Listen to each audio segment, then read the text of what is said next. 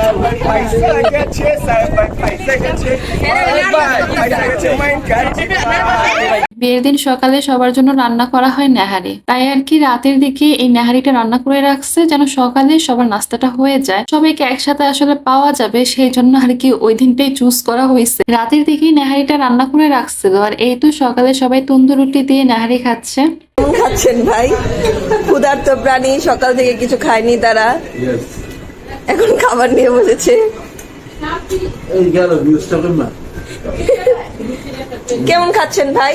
খাবার কেমন হয়েছে? মেঘদাপু কি জানি কয় কালুয়ে। বড় ভাইয়া তার বোন জামাইদের নিয়ে খেতে বসছে, আর এখানে তানসিন ভিডিও করতেছিল, তাদেরকে জিজ্ঞেস করলো কেমন হয়েছে। তার উত্তর তারা দিচ্ছে ওদিন একটু নেহারিতে লবণ কম হয়ে গেছিল, নেহারিটা আর একটু জাল পেলেই লবণটা ঠিক হয়ে যেত। নেহারিটা খাওয়ার আগে একটু লবণ দিয়ে নিলেই হয়। আমরা খেতে বসছি সবার শেষে, সবার খাওয়া দাওয়া মোটামুটি শেষ, তারপর আমরা বসছিলাম। এই তো আমরাও সকালের নাস্তাটা শেষ করলাম। তার কিছুক্ষণ পর আমার মামাতো ভাই আসছে আমাদের বাসায়। ওকে দেখার পরে বলতেছিলাম এখন তো তোমাকে বিয়ের গোসল দেবে।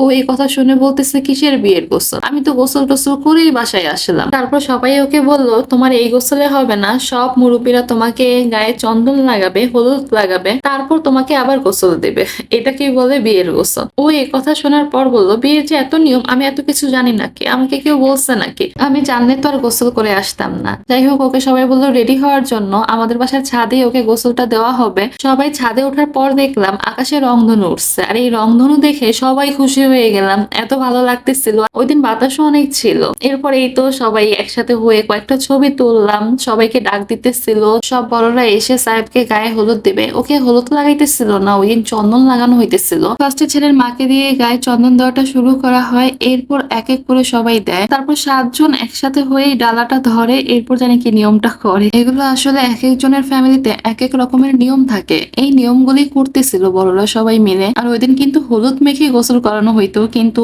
সাহেবের কিছুদিন আগে হাম উঠছিল, তাই আর কি কেউ আর ওকে হলুদ দেয়নি, চন্দন মেখে ওকে গোসল দেয়। এরপর সবাই সবাইকে চন্দন মাখতেছিল। এটাও কিন্তু একটা অন্যরকম আনন্দ কাজ করে তখন। এক একজন এক একজনকে চন্দন মেখে কি যে খুশি, আসলে এগুলোই আনন্দ। এই আনন্দগুলো আসলে সবসময় পাওয়া যায় না। কোনো এক অকেশনে পরিবারের সবাই একসাথে হয়, আর তখনই এই আনন্দগুলো সবাই একসাথে করতে পারে। আগের দিনের মুরব্বীরা বিয়ের দিন সকাল থেকে নাকি গীত গাওয়া শুরু করে, ছেলেকে যখন গোসল করাবে তখন তারা গীত গাবে, কিন্তু আমাদের এখানে তো কেউ গীত পারে না। তাই আর কি গান গাওয়ার জন্য নুরিকে সবাই বলতেছিল নুরি যেন গান গায়, নুরি গান গেতে পারে, তাই নুরিকে সবাই ফোর্স করতেছে। এরপর নুরি গান গাওয়া শুরু করলো। Paisa gece main gaji. Sahabat paisa gece, sahabat paisa gece. Bye paisa gece main gaji. Sahabat dilet chot. বোঝে না কোনো হালায়, সাহেবের দিলে বোঝে না কোনো হালায়। পয়সা গেছে, পয়সা গেছে, সাহেব পয়সা গেছে মাইন গাছি।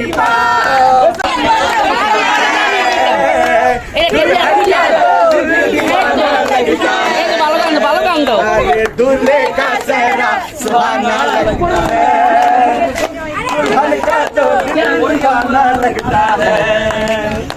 पल भर में कैसे बदलते हैं रिश्ते, अपना बजाना लगता है। दूल्हे का चेहरा सुहाना लगता है, दुल्हन का तो दिल दीवाना लगता है।